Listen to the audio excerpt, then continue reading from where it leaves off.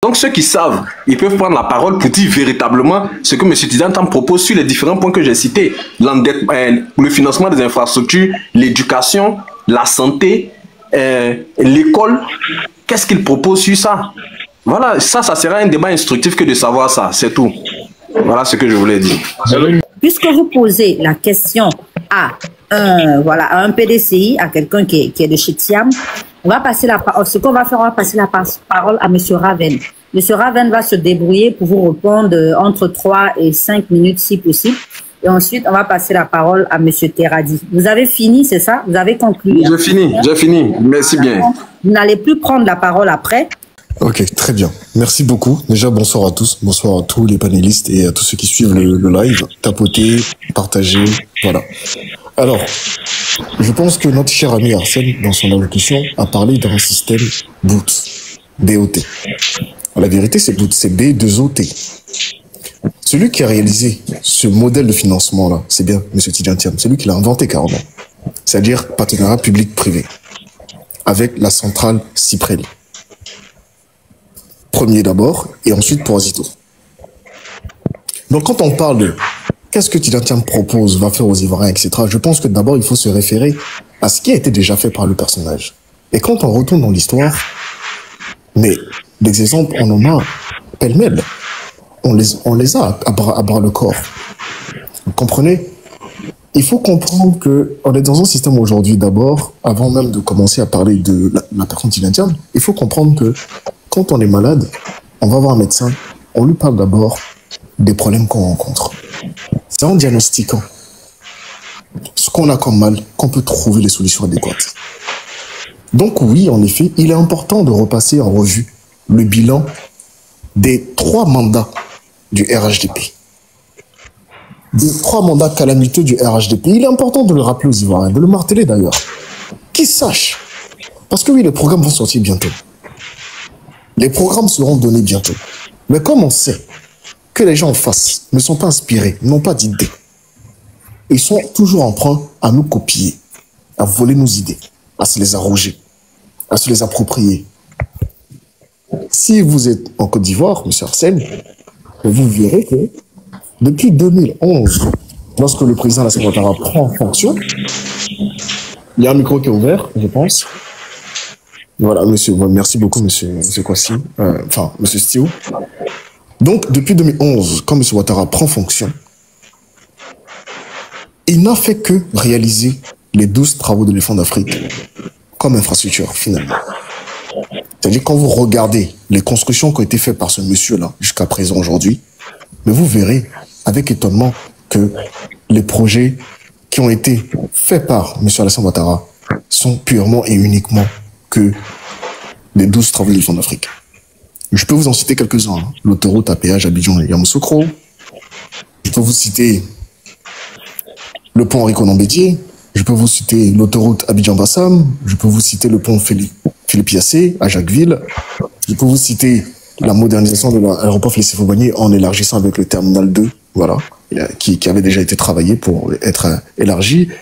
Le stade Alassane Ouattara, qui était normalement le stade olympique de Yopougon, voilà, c'était ça sous le nom de 12 travaux de l'éléphant d'Afrique, qui était réalisé. Encore une fois, l'abattoir d'Anyama, qui normalement aurait dû être déplacé, pour lesquels on a payé 18 milliards. Bon, nos 18 milliards sont passés en fumée, j'ai l'impression, mais bon, c'est pas grave. C'est normal, c'est le RHGP, quoi. Et puis, vraiment d'autres éléments. Le parc d'exposition, entre autres, et voilà. Et le métro d'Abidjan, qui normalement était le train urbain d'Abidjan. Donc vous comprenez avec moi, et vous vous accorderez avec moi, que le pouvoir actuel, là, en 3 mandats, n'a fait que réaliser un projet qui date de 98, écrit sous la peinture de M. Tidiane Thiam. Il faut le reconnaître. Il faut le reconnaître. Donc quand ce monsieur-là a mis ces éléments en place, pour lesquels d'ailleurs la plupart des travaux avaient trouvé financement, dont le 3e pont, qui a été bouclé grâce à l'assurance retraite des militaires, je pense que le monsieur nous a montré son modèle économique, qui n'est pas de l'endettement à outrance. Et quand il prend même la parole à la conférence au Maroc, il parle de quoi? L'endettement en devise locale.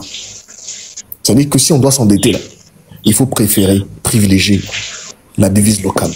Mais mieux, il faut passer sur un système qui raise the equity. Parce que dans un bilan, vous avez le côté asset, vous avez le côté equity et vous avez le côté liability. Et lui, il n'est pas fan d'augmenter les liabilities pour augmenter les assets. Lui veut passer par l'equity pour augmenter les assets. Quelle est la différence? Dans les liabilities se trouve la dette. La dette, là, se trouve dans les liabilities, dans le bas du bilan. Donc, dans le bas droit du bilan, c'est là qu'on met toutes les dettes. Et les dettes comportent des intérêts, qui sont des charges, qui sont affectées, du coup, au cours de résultats. Et qui vont impacter votre budget. Parce que, ensuite, on ressortira, si vous savez un peu la finance, le compte de résultat va comporter vos richesses et vos dépenses. Et naturellement, derrière, on sortira le résultat, positif ou négatif. Comprenez? Donc, on ne peut pas s'amuser, en fait, à seulement taper dans la dette. Mais quand on a un président qui est ultra fan de la dette, ça dit partout où il passe, même quand il regarde quelqu'un, c'est la dette qui sort, il faut avoir peur. Il allait en Corée du Sud, il y a eu dette de 1 milliard, 1 milliard là-bas. Dans chaque pays, il met les pieds, il y a dette qui sort. Mais c'est vous et nous et nos enfants et nos futurs enfants qui vont payer tous ces éléments-là. La preuve, la cherté de la vie là. Mais c'est dû à la dette. Parce que le FMI demande à ce qu'on réduise les subventions, voire même les supprimer. Dans le gaz, voilà, ça a été fait. Voilà pourquoi le gaz a augmenté. Dans plein d'autres éléments. Et comme on n'a pas une assiette fiscale assez large, on est obligé de taper sur la consommation des Ivoiriens, dont les factures de CIE, de Solici, etc. Voilà, donc quand la CIE augmente de manière assez impressionnante, quand on dit 10% alors qu'à la vérité, c'est plus de 10%, ben c'est bien parce que derrière, il y a la dette à payer. Donc on t'apporte ton pataille, s'il vous plaît. Mais quand on parle d'equity, c'est-à-dire qu'en réalité, il y a de l'argent qui tourne en Côte d'Ivoire. Voilà, vous conviendrez avec moi que les Ivoiriens font des transactions. Mais beaucoup de ces transactions-là sont encore dans l'informel. Ne sont pas du tout enregistrées. Des fois, l'État ne collecte rien du tout comme recette. Comme même taxation ne serait-ce qu'à 1%. Tiens, m'a parlé du système au Mexique. Donc, il a lui-même été proche. Donc, entre guillemets, travailler pour que ce système-là soit mis en place. Qui permet de pouvoir justement digitaliser les transactions et pouvoir, si vous voulez, structurer les transactions et permettre même aux petits commerçants là d'avoir une traçabilité qui leur permettra facilement d'aller devant des banques et se faire financer, se faire accompagner pour pouvoir accélérer leur growth. C'est de ça qu'il s'agit. C'est de tous ces éléments-là dont il s'agit. Donc, quelqu'un qui a pour première mission de pouvoir faire prospérer les PME, je pense que d'abord, là, il y a un élément qui est assez intéressant. C'est-à-dire que les marchés publics ne seront plus donnés aux entreprises étrangères parce qu'avec le système de double imposition, ces entreprises-là ne payent généralement pas de taxes en Côte d'Ivoire. Donc finalement, là, quand on voit le PIB qui est de 70 milliards, il faut se demander, mais combien de nationaux, finalement, ont créé de la richesse? Quelle est la part des nationaux dans ce PIB qui a été créé? Et finalement, quand on regarde même au plus profond de cela, et qu'on voit que les entreprises en majorité dans ce pays-là sont des entreprises externes qui ne payent pas d'impôts, ça veut aussi dire que derrière là, la recette va aller être dans la poche des Ivoiriens. Donc de vous, de nous, de nos parents, etc. Cela ne permet pas de pouvoir avoir une vie aisée, une vie convenable, une vie qui, entre guillemets, peut être soutenue. Parce que quand on a un pays qui est plus cher que l'Éthiopie, alors que l'Éthiopie, en matière de richesse, est devant nous, il y a un problème.